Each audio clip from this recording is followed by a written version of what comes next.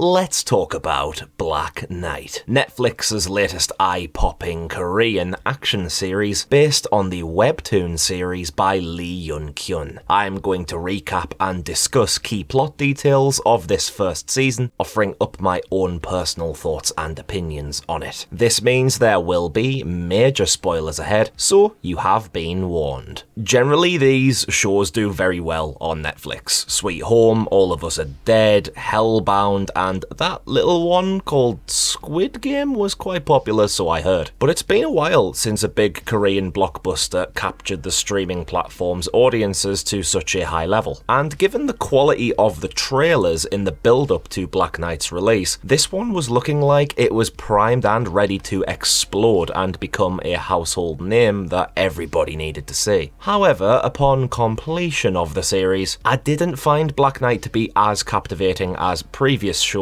with the same flavour. The premise itself is a pretty cool concept, though bits and pieces of it have been done to death. Meteor collides with Earth and kills 99% of the population, leaving a barren wasteland where humanity fights for survival. Yeah, heard that one before? Me too. But the element I found really interesting to explore is how do vital supplies get distributed in a post-apocalyptic world. Of course, we have seen stuff in the past along those lines, such as Kevin Costner's The Postman, though there it's mail that is delivered. In Black Knight, it's food and oxygen tanks amongst the key items moved around the world. But because humanity is divided and there are plenty of hunters on the prowl in the wastelands wanting to steal the supplies for themselves, the Deliverymen in this world have to be tough. They've got to be action heroes, able to fight, able to drive under extreme circumstances, able to traverse harsh conditions where oxygen is impossible to obtain from the atmosphere.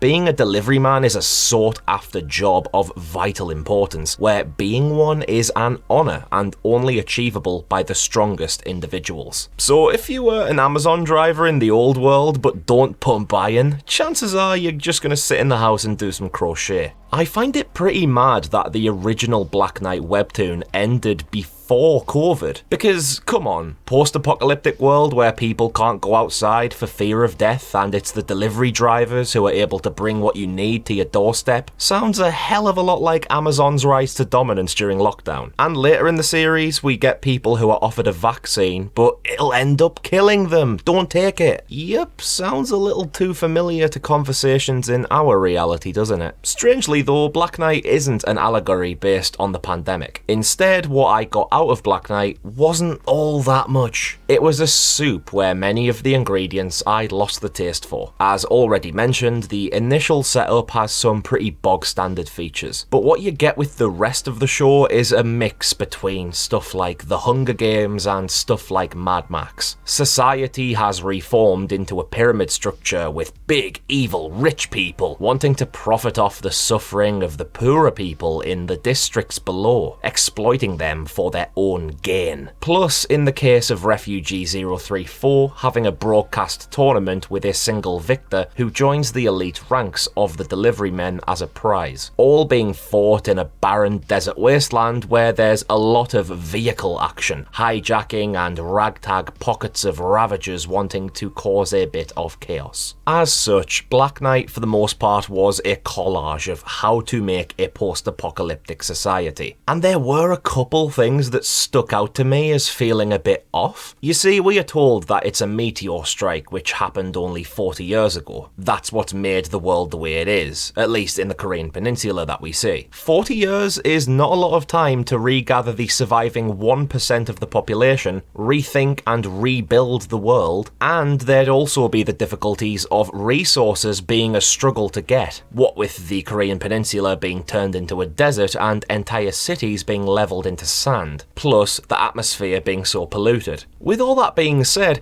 it's really lucky that in that vital 40 years, tailored suits were brought back for our big bad guy. That's a priority, isn't it? The living quarters and the factories have such a beautiful architectural design, very Black Mirror, and there's some fantastic futuristic technology involved. That felt weird to me. This world feels quite unbalanced in terms of how developed it is. When you see all of these great aesthetically pleasing bedrooms or the little bomb chips planted in the backs of people's necks, this doesn't scream to me that I'm entering a world where 99% of people were killed by a natural disaster only 40 years ago. If they'd said a couple hundred years or something, fair enough, that would have been more believable. But as it is, it was a tad lopsided to me. This world has such an advanced infrastructure considering the world nearly ended only a few decades ago. I mean, they've even kept the ability to produce and broadcast live television programs for entertainment purposes, driving them around on big TV lorries. That doesn't shout out to me as, this is an essential thing we need to bring back. Don't worry about starvation or being unable to breathe. First thing we need, streaming. I do, however, recognise it's just a bit of fun this series, really, so if I strip that mentality back, what can I get out of Black Knight? Well, I think that the production quality is very good. A couple bits and pieces here and there where the green screen looked off or some kind of filter was used on screen, such as embers that looked dodgy, but overall I think Black Knight looked great. It was a well-realised, if somewhat generic world, and the comic book transitions to close-off episodes were a nice touch to relate it back to the source material. There's also some decent action set pieces involved, which are choreographed and brought to the screen well, but I wasn't all that invested in the characters associated with those scenes to properly care about what was happening. It was kinda slapdash action to me in parts. However, that does lead on to another slither of criticism. I wasn't too bothered by the characters here. Sure, 5-8 was cool, he's a broody badass. Again though, how many of those characters have we seen? And Refugee 034 is your standard started from the bottom now we're here character, who, naturally, if we want to see his emotional journey to victory, we're gonna need a montage! Yet despite spending 4 of the 6 episodes developing 034 into becoming a deliveryman, once he is one, he sort of fades into the background and doesn't get up to an awful lot that impacts the remainder of the series. I think the roles were acted well enough, but there wasn't too much substance to them or to the world. It was stylistically pleasant and could have been immersive, but on a personal level, I find these worlds so much more immersive if I can immerse myself in the people, not just in the world. If season 2 ever is a thing for this show, I'm sure that these characters can be fleshed out some more. As for the writing, yeah, there's a couple of clangers in here, not gonna lie. Stuff like 5-8 saying that humans have been taken and used for experiments. A second later, did you say experiments? Yes, he did. Very clearly, literally just there. There were a few more moments like this where a line of dialogue is said and then immediately repeated but as a question to highlight it as, hey viewer, this is important and you should remember it. There was also your short list of rising to strength lines in the writing, such as, you've got a lot to learn, and this is just the beginning. So there was some clunkiness here and there, but across the board I liked the snarky back and forths between 5-8 and 034, and not to forget 4-1 either. There was some good chemistry there, but oh my days, the one part of 034's training having to hit back the baseballs being fired at him, come on, can't you even get a handful of them? You've just got to punch them a bit. Good job 5-8's a solid trainer though, otherwise he'd have been knackered getting through that tournament. So yeah, the tournament, which is to do with the whole corporate side of the story.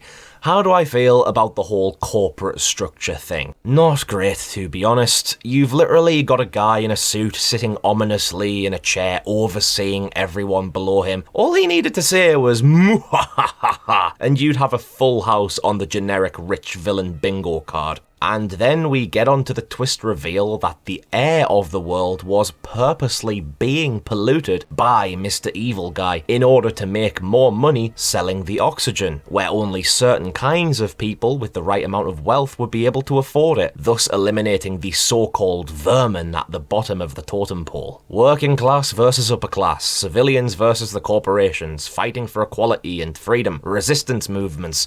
These are all fundamental basics of dystopian sci-fi worlds, so there were few surprises to be had for me here. However, I must say, despite being a likely outcome, the blowing up of many pockets of refugees by luring them in to watch the tournament final did offer a shocking, memorable moment in the narrative. It felt heavy and that it was a pivotal shift in the show. I wish that this series packed more punches like this throughout rather than the odd 2 or 3. Even now at the series close with Mr. Nasty picked off and the oxygen restored to the people of Korea, where can this series head? It doesn't feel like there's any remaining threat that could impact these characters any longer. I would be curious to see where it heads, but equally if they cancel Black Knight tomorrow, I'd not be too bothered. In conclusion, I think Black Knight's weaknesses greatly loomed over its strengths, which I saw were primarily in the production department and a couple neat ideas. In contrast, it's the show's staggering cookie-cutter post-apocalyptic world that let it down for me, making it tougher to care about due to blending ideas from half a dozen better productions I've seen previously. I still enjoyed watching it, but I probably won't go back to it. However, that's just what I thought of 2023's Black Knight. I'd love to hear your thoughts in the comments below. Oh, also, if you haven't already, a cheeky sub to the channel would be greatly appreciated to help us reach our next goal of 35,000 subscribers. Plus, you'll be able to keep up to date with all our content on brand new streaming releases and some disturbing horror films. I've been Connor from Unleash the Ghouls, but before I go, a quick message on behalf of our friends at Eureka about a cool upcoming Blu-ray release. Burning Paradise,